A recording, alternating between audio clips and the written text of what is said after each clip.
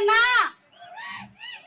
మా అన్నగా ఈ పిల్లలకి మేనమామగా, ఎంతో మందికి అవ్వతాతలకు మనవరుగా, ఎంతో మందికి కొడుకుగా మీరు ప్రసాదించిన సంక్షేమ పథకాల ద్వారా ఎంతో మంది మంచి చేశారు. అంటే మీరు చాలా ఆ సంక్షేమ పథకాల ద్వారా మంచిని పొందాం. మేము చాలా ఆదాయం పొందాం.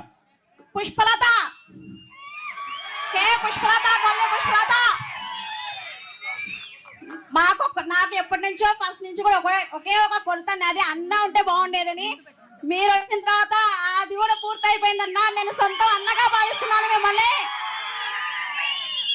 ఈరోజు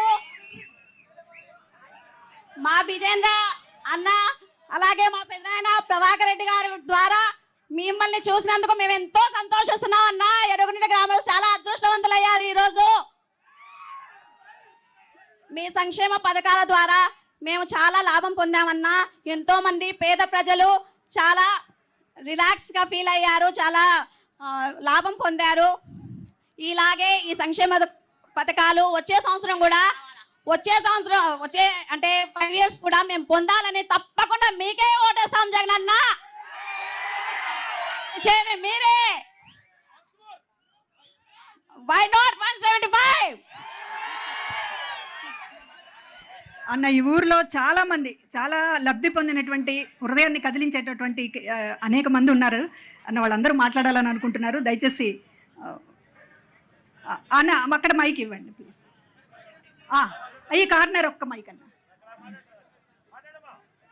సార్ నమస్తే సార్. అన్న జగనన్న నమస్తే అన్న. అక్కడ విచ్చేసిన పెద్దలందరికీ చాలా నమస్తే అన్న. మ్యామ్ నమస్తే మ్యామ్. సార్ మా గ్రామానికి విచ్చేసినందుకు చాలా అంటే చాలా హ్యాపీ సార్. స్వాగతం సార్, సుస్వాగతం sir. Only one and only great CM in India sir. So భారతదేశం మొత్తానికి కూడా నేను గర్వించదగ్గ మొట్టమొదటి young and dynamic CM sir మీరు. సార్ మిమ్మల్ని నేను రెస్పెక్టబుల్ గా వర్డ్ సార్ అని అంటున్నాను. అన్న అంటే అది బంధం అవుతుంది. సో నేను మీకు ఎంత గౌరవం ఇచ్చినా తక్కువే. In my women empowerment sir. Sir మాకు ఆ శక్తిని ఇచ్చినారు మీరు. సార్ ఎక్కడో ఉన్న మమ్మల్ని బయటికి రండమ్మా, సొసైటీకి రండమ్మా, సొసైటీలో చూడండమ్మా. మీ సమస్యలు ఏమన్నా ఉంటే స్వాతి సార్. సార్ మీరు సొసైటీలోకి రండమ్మా, వచ్చి మీ సమస్యలు మీరే తీర్చిదిద్దుకోండి. సో మీ పిల్లల సమస్యలు మీరే తీర్చిదిద్దుకోండి. మీరు రండి బయటికి, ఇళ్లలో నుంచి బయటికి రండి, మీ సాధికారతను మీరే తెచ్చుకోండి అని 50% రిజర్వేషన్ మాకు ప్రతిదీ కల్పించి మమ్మల్ని మంచి ఉమెన్స్ లాగా ఒక్క ఏపీలోనే ధైర్యవంతుల ఉమెన్స్ మేము అని చెప్పుకోగల ఏపీ ఉమెన్స్ సార్ మేము. ఒక్క ఆంధ్రప్రదేశ్లోనే చాలా జగనన్న ఉన్నాడు. మాకేం జగన్ సార్ ఉన్నారు, మాకేం జగనన్న ఉన్నారు. ఏది తక్కువైనా మా పిల్లలకి చదువు చెప్పిస్తారు. మాకేమన్నా పొదుపులలో లోన్స్, బ్యాంకులలో loans, including whatever sir మీ ఆధ్వర్యంలో జరుగుతున్నాయి. పేదరికం అనే మాట డిక్షనరీ నుంచి చిన్నగా తరిగిపోతుంది సార్. నెక్స్ట్ ఇంకోటి లంచం అనే మాట విని 5 years అవుతుంది సార్ మేము. This is the truth sir.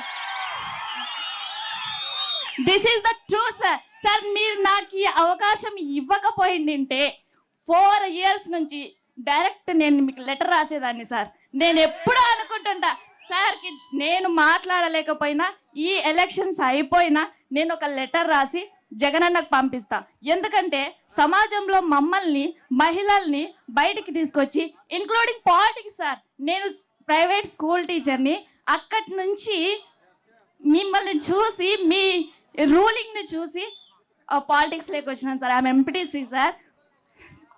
So I'm MPTC sir. Sir ఇంత ధైర్యం ఇస్తారా జగనన్న, ఇంత ఫ్రీడమ్ ఇస్తారా జగనన్న అన్నంత ఉంది సార్. గత గవర్నమెంట్స్ చూసుకుంటే ప్రతి దానికి సార్ నాకు బాగా నచ్చింది ఏంటంటే లోకల్ గవర్నెన్స్, స్వయం పరిపాలన. మిమ్మల్ని మీరే పరిపాలించుకోండి, మీ సమస్యల్ని మీరే తీర్చిదిద్దుకోండి అన్న మాకు ఆ ధైర్యాన్ని ఇచ్చినారు సార్ మీరు. సో సచివాలయం సిస్టమ్స్ ఒక్కో సర్టిఫికేట్ కావాలంటే మాకు కొన్ని రోజులు పట్టేది, కొన్ని నెలలు పట్టేది. ఇప్పుడు వితిన్ 24 అవర్స్లో మీ సైన్యంతో సచివాలయం సిస్టంతో ఒక్క 24 అవర్స్లో ఒక సర్టిఫికేట్ వస్తుంది. వేరే వ్యక్తితో కానీ వేరే వాళ్ళతో కానీ మాట్లాడకుండా సో ఇచ్చేసి మేమే చేసేసుకుంటాం sir. Sir thank you sir, I'm a big fan of you sir. Thank you, ఈ అవకాశం ఇచ్చినందుకు. Thank you. గౌరవనీయులైన వేదికలు అలంకరించినటువంటి సీఎం జగన్ గారికి, మా గ్రామమైన ఆర్లగడ్డ ఎమ్మెల్యే గారికి నా యొక్క నమస్కారాలు. ఇక్కడికి చేరవచ్చిన ప్రజలందరికీ నా యొక్క కృతజ్ఞతలు. విషయం ఏమంటే మేము నా పేరు అపర్ణ, మా భర్త పేరు సావిత్రి ప్రసాద్. మా భర్త శిల్పకళా మందిరంలో పనిచేస్తున్నాడు. ఆయన ఏం చెప్పాడంటే, ఆయన ఆర్టిస్ట్ కాబట్టి సీఎం గురించి మాట్లాడడానికి అవకాశం ఇస్తున్నా అని చెప్పారు. మాకు ఒక చంటి బిడ్డ ఉంది, మేమిద్దరం వికలాంగ్ అయినా మ్యారేజ్ చేసుకున్నాం. కానీ ఈ జగనన్న పాలనలో ప్రభుత్వ పథకాలు అన్నీ మాకు అందాయి. ప్రభుత్వ పథకాలు మాకు అందాయి. జగనన్న పెన్షన్ కానీ, పేదలకు పక్కా ఇల్లు కానీ, మా గృహంకి వచ్చి నాతోనే ఎమ్మెల్యే గారు మాట్లాడితే మాకు ఒక స్థలం లేదు, మాకు ఇల్లు లేదంటే మీ విషయాన్ని పక్కన ఇల్లు ఇస్తాం సార్, ఈ ఎన్నికలు అయిపోయిన తర్వాత మీకు మాకు ఒక ఇల్లు గృహాన్ని ఏర్పాటు చేయాల్సిందిగా కోరుచున్నామని అడిగితే పక్కగా వచ్చి 24 గంటల్లో ఇంటి దగ్గరకు వచ్చి వికలాంగులతో మాట్లాడి మేము వికలాంగులం అనుకోకుండా ఒక సకలాంగులను అని చెప్పేసి ఇక్కడ కూడా సార్ వాళ్ళు గేట్ ముందర నుండి రానేయకపోతే అక్కడ సార్ వాళ్ళ భార్యాభర్తలు ఇద్దరు వికలాంగులమ్మా. సార్ నా భర్త మాట్లాడు. అన్నా నమస్తే అన్నా. నువ్వంటే నాకు ఎంతో పిచ్చో నాకు తెలుదన్నా. జగనన్న అంటే నరాల్లో ఇమిడిపోయిందన్నా. నేను ఒక వికలాంగుడిని, నా భార్య ఇప్పుడు మాట్లాడింది, ఆమె కూడా వికలాంగులేరన్నా. నేను ఎంతో కష్టపడి మిమ్మల్ని చూడాలా, మిమ్మల్ని అసలు ఒక్కసారి కలసాలని, ఒక ఫోటో దిగాలని నేను ఎంతో తాపత్రంతో పడి వచ్చినానన్నా. నాది మిట్టపల్లి అన్నా. అన్నా మేము ఇద్దరం చదువుకున్నామన్నా. మొన్ననే మేము టెట్ కూడా క్వాలిఫై అయినాము. మాకు ఇద్దరం వికలాంగులం అయినందుకు మాకు సరే 3,000, 6,000 రూపాయలు పింఛన్ ఇస్తున్నావన్నా నువ్వు. అంటే ఈ 5 సంవత్సరాలలో 3,50,000 రూపాయలు మాకు అందిందన్నా. చాలా సంతోషం అన్నా. ఇకపోతే అన్నా, మొన్న మీరు ఆలగడ్డకు వచ్చినప్పుడు 45 అడుగుల 2 కటౌట్లు నేనే స్వయంగా పేశానన్నా. నేను వికలాంగుని అయినా కూడా దాని దగ్గర నా దగ్గర ఫోటోలు కూడా ఉన్నాయన్నా.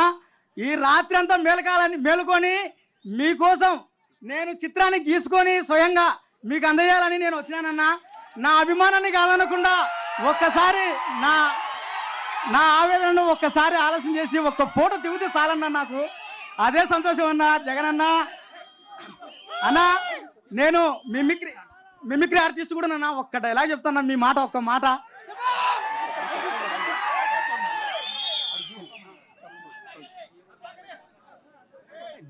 మన పాలనలో కులం చూడం, మతం చూడం, పార్టీ చూడం, రాజకీయాలు చేయం.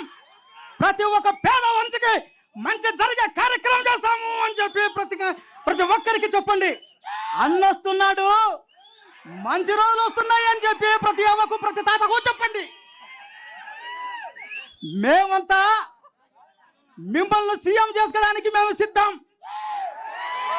మీరంతా సిద్ధమేనా అని అడుగుతున్నాం మిమ్మల్ని. సిద్ధం సిద్ధం. జై జగనన్న. థ్యాంక్ యూ అన్న. పేరేం పేరు? పేరు చెప్పండి అన్న. నా పేరు ప్రసాద్ అన్న, సావిత్రి ప్రసాద్, మిట్టపల్లి అన్న నాది. Thank you Prasad. Thank you అన్న. ఒక్క ఫోటో అన్న పెడతాం. హలో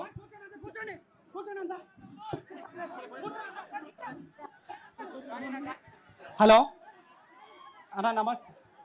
చెప్పండి అన్న, చెప్పండి. ఇక్కడ కొంచెం పేరు చెప్పండి. నమస్తే అన్న. నా పేరు ఎం హుసేన్ బాషా అన్న. నేను ఎర్రగుంట్ల గ్రామానికి చెందిన ఒక ప్రైవేటు ఉద్యోగిని అన్న. నా కొడుక్కి ఫస్ట్ క్లాస్ చదివేటప్పుడు చాలా బాగా ఆడుకుంటూ ఉల్లాసంగా ఉండేవాడన్న. సడన్ గా ఒక రోజు ఏం జరిగిందో తెలియదు, ఒక్కసారిగా నేల కూలాడన్న. అతను నేల కూడేసరికి మన దగ్గరలో ఉన్న ఆసుపత్రులకు వెళ్ళాను. అక్కడికి వెళ్తే డాక్టర్లు చాలా పెద్ద సమస్య వచ్చింది మీ బాబుకు, ఇక్కడ దగ్గరలో మీకు హాస్పిటల్స్ లేవు, మీరు చాలా దూరం వెళ్ళి చేయించుకోవాల్సి వస్తుంది అని చెప్పారన్న. నేను ఏమాత్రం కుంగిపోకుండా మాకు తోడుగా జగనన్న గారు ఉన్నారనే ధైర్యంతో నిలబడ్డానన్న. నా జీవితం అయితే చాలా అంధకారంలో చాలా కష్ట సమయాన్ని గడిపానన్న.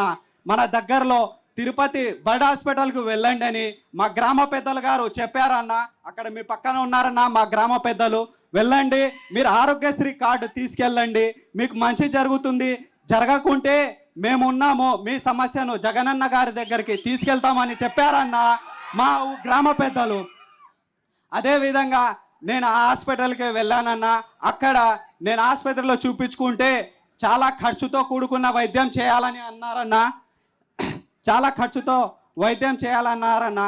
నేను అంత డబ్బులు పెట్టుకోలేను అని అన్నాను. దానితో పాటు మీకు ఆరోగ్యశ్రీ కార్డు ఒక్కసారి మీరు చూపించండి, మేము ఎంత ఖర్చు అయినా పర్లేదు అని చెప్పేసి నా ఆరోగ్యశ్రీ కార్డు చూపించానన్న. ఆరోగ్యశ్రీ కార్డు చూపించిన వెంటనే అంధకారంలో ఉన్న నాకు వెలుగులో మీరు కనబడారన్న.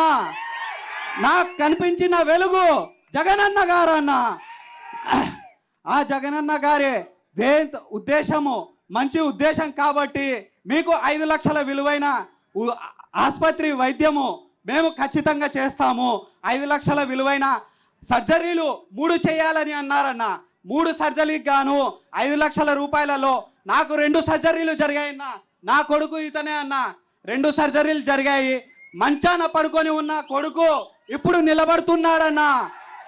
3వ సర్జరీకి కూడా ఇప్పుడు మీరు ప్రవేశపెట్టిన 25 లక్షల రూపాయల సర్జరీలో కూడా నా కొడుకు నడుస్తూ మీ దగ్గరికి వస్తాడని నేను కోరుకుంటున్నా అన్న.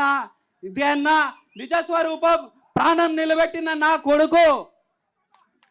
ఇది నిజంగా చూపిస్తున్నాను. నా కొడుకు ప్రాణం నిలబెట్టిన జగనన్న, ఇది నిజాయితీగా నేను ధైర్యంగా చెప్పుకోగలను. ఈ ప్రభుత్వంలో ఏ ఒక్క గుండెకు కూడా బాధపడాల్సిన అవసరం లేదు. అక్కడ యముడికి, ఇక్కడ మన పేద ప్రజలకు మధ్యలో మన జగనన్న గారు అడ్డంగా నిలబడతారని నేను ధైర్యంగా చెప్పుకోగలనన్నా. ఇంతటితో నాకు ఈ అవకాశం ఇచ్చిన ధన్యవాదాలు అన్నా.